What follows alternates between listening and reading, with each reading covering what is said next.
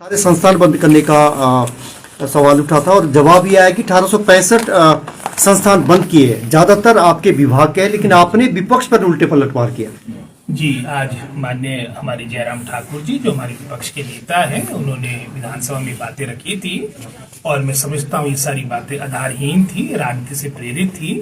जैसे मैंने विधानसभा के पटल में भी बात रखी कि पूरे हमारे शिक्षा विभाग में जो प्राइमरी हमारे मिडिल स्कूल्स इस अवधि के दौरान जो आपके मर्ज हुए या फिर आपके डिनोटिफाई हुए, इसकी संख्या लगभग 1100 के आसपास थी और अधिकतर एक तरह से आप मानिए कि लगभग कोई 650-700 स्कूल वो थे जो विदाउट आपकी जीरो एनरोलमेंट वाले स्कूल थे, जहां पर एक भी स्टूडेंट नहीं था। तो ये क्या ठीक था कि हम उन स्कूलों को चलाते जहां पर आपके एक भी बच्चा नहीं था?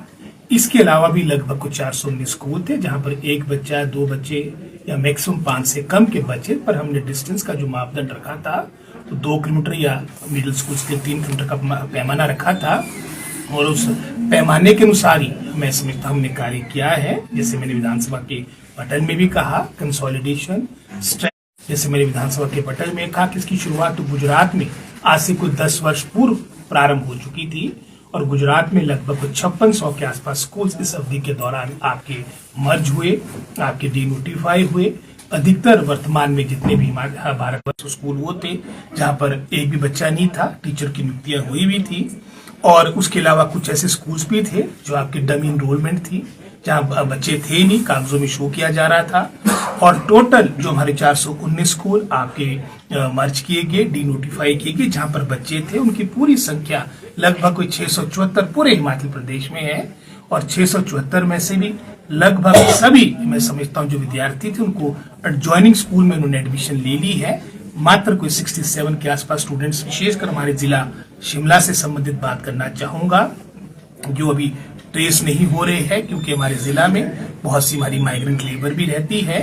तो उसके लिए मैंने विभाग को कह दिया, अपने एचओडीज को कह दिया कि उनकी पूरी हमें जानकारी प्राप्त करनी है ताकि हम ये सुनिश्चित करें कि हिमाचल का हमारा एक भी बच्चा बिना शिक्षा के ना रहे।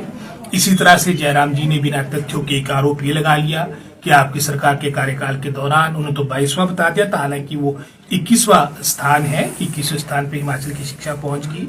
तो कहीं ना कहीं जयराम जी जो बड़े वरिष्ठ नेता है, इतने समय के विधायक है, पिछले 5-6 दफा विधायक बन चुके हैं, मुख्यमंत्री रहे, तथ्यों की तो जानकारी वो मैं समझता हूँ पता करनी चाहिए।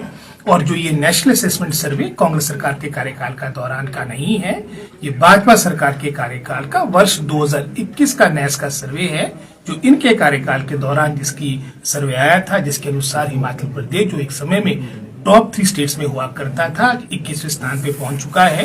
तो ये बात सब इन पर उठती है। एक बात उन्होंने और कही थी कि सरकार ने पाप किया है, अपराध किया है संस्थान बंद कर। उनका पाप हम समझ सकते हैं कि किस तरह से मैं समझता हूँ 2022 में बड़े बड़े दावे उन्होंने कांग्रेस पार्टी को, मैं समझता हूँ यहाँ पर सत्ता भारतीय जनता पार्टी को मिले, उसके लिए बड़े नारे लगाए थे, डबल इंजन की बातें हुई, मिशन रिपीट की बातें हुई और वहां पर आप जानते हैं कि किस तरह से इनकी सारी बातें धराशायी हुई है।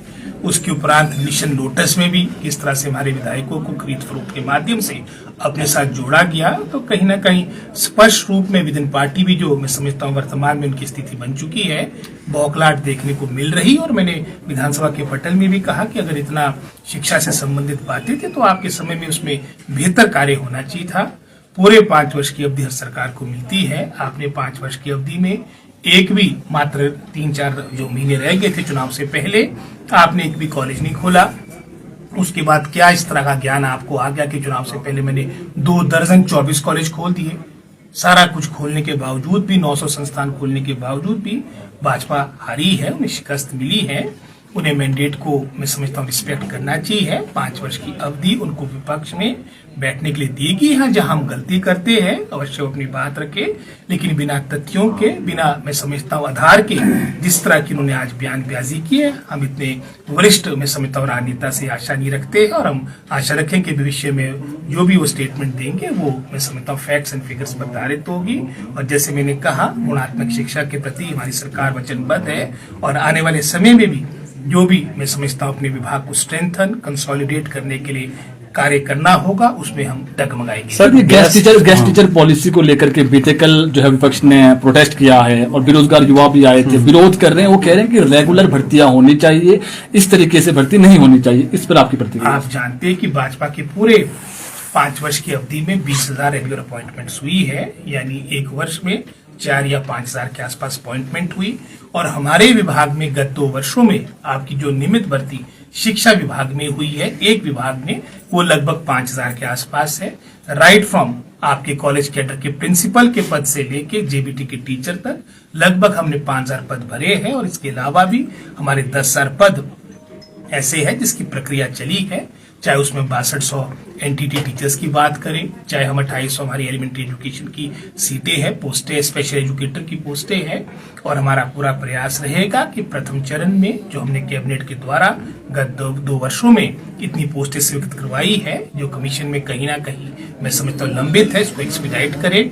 कुछ ऐसे मामले भी है हमारे जो भी कोर्ट में लंबित हैं, इन सबको एक्सपीडाइट करेंगे। नए सिरे से मैं समझता हूँ पूरा स्थिति अपनी शिक्षा विभाग की देखेंगे और विशेषकर विशेष परिस्थितियों में, विशेष क्षेत्रों में जहाँ पर टीचरों का बहुत अभाव है, चाहे सिरमौर जिला की बात हो, चाहे चंबा डिस्ट्रिक्ट की बात हो, क्योंकि अगर आपने कमीशन से भी नियुक्तियां करनी है उसमें भी समय लगता है, उसमें महीनों सालों लग जाते हैं। और अगर तो कोर्ट में मामला चले जाए तब तो उसमें कई वर्षों लग जाते हैं। तो विशेषकर हमारे फार फ्लंग एरियाज, हमारे एस्पिरेशनल डिस्ट्रिक्ट्स, हमारे कबायली क्षेत्र शिक्षा के क्षेत्र में पीछे ना रहे, तो उस सोच के साथ मैं समझता हूँ प्रारंभिक चर्चा हमारी हुई है। इसके बारे में डिटेल में एसओपी आएगा और उसके उपरांत ही हम दूसरा करेंगे। टेम्परेरी बेस्ड होंगे? बिल्कुल टेम्परेरी, वेरी शॉर्ट होंगे, वो भी तब जब होंगे। अभी तो वर्तमान जैसे मैंने कहा हमारी पहली जो कार्य रहेगा वो एक्सपीडाइट करना है, जो हमने सैंक्शंस ली है कैबिनेट से, और अपने डिपार्टमेंट को रेशनलाइज करना है। क्योंकि वर्तमान में आपके जैसे मैंने पिछले सेशन के दौरान आंकड़े दिए थे, गत 2 दशकों में 20 वर्षों में लगभग कोई 5 लाख के आसपास इनरोलमेंट हमारी सरकारी स्कूलों में कम हुई। कई ऐसे स्कूल है जिसका उदाहरण माननीय मुख्यमंत्री जी ने भी विधानसभा के अंदर हंसा स्कूल का दिया, जहां पर 3 बच्चे हैं, 8 टीचर हैं। तो इसको हम कैसे जस्टिफाई करेंगे? अगर आज हम मंत्री है, विधायक है या कस्टोडियन है पूरे हिमाचल प्रदेश की जनता जनार्दन के, तो हमारा एक मैं समझता हूँ नैतिक कर्तव्य बनता है कि जो पब्लिक एक्सचेकर का पैसा है उसका सदुपयोग हो। पहले ही आपको फाइनेंशियल क्रंच है, इसको प्रॉपर्ली जो वर्तमान में मैं समझता हूँ हमारा स्टाफ है उसको रैशनलाइज करने की प्रक्रिया मैंने हायर एजुकेशन, एलिमेंट्री एजुकेशन के सभी हमारे डिपार्टमेंट को, अपने एचओडीज को कह दिया है। पूरा प्रारूप तैयार होगा। और साथ ही साथ जैसे हमने उदाहरण के तौर पे +2 आपके कई +2 जैसे हंसा का उदाहरण मैंने दे दिया, या हमारा अन्य इस तरह के कई विद्यालय है, उसमें हमने मैं समझता हूँ एक मापदंड तय किया कि 25 से कम, जहाँ पर 6ठी से लेकर 12वीं तक यानी 7 क्लासेस में अब 25 से कम इनरोलमेंट होगी, उसको हम एक तरह से स्तर उसको हम डिनोटिफाई नहीं करेंगे, उसको डाउनग्रेड करेंगे, उसको हाई स्कूल के रूप में वो कार्य करेगा। ये स्थिति हाई स्कूल की है, जहां पर 20 से कम बच्चे हमारी 5 क्लासेस में होंगे, वो मिडिल स्कूल के रूप में कार्य करेगा। क्योंकि सबसे महत्वपूर्ण है कि एक शैक्षिक माहौल मात्र बिल्डिंग बनाने से हमारा शिक्षा विभाग आगे नहीं बढ़ सकता है कि हम कई करोड़ों की बिल्डिंग बना दिए।